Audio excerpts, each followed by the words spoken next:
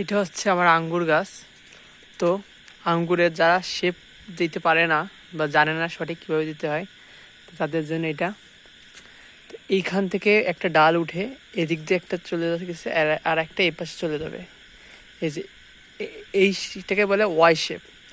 এইখান থেকে দুই ভাগও এইভাবে চলে গেছে, এটাকে বলে ওয়াই শেপ এবং এটাকে বলে প্রধান ডাল। এই দুইটা মেন ডালের সাথে এই যে এই ডাল যে এগুলো বেরোচ্ছে এগুলোকে বলে শাখা ডাল।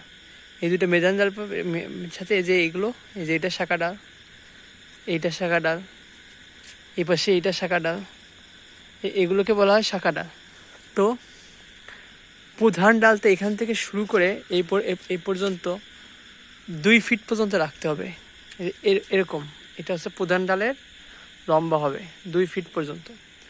এবার এর সাথে যে শাখা ডালগুলো আছে, এই যে বাট থেকে বের হয়ে যে এই পর্যন্ত হয়েছে, তো এই শাখা ডালগুলোকে 5টা পাতা পর্যন্ত রাখতে হবে।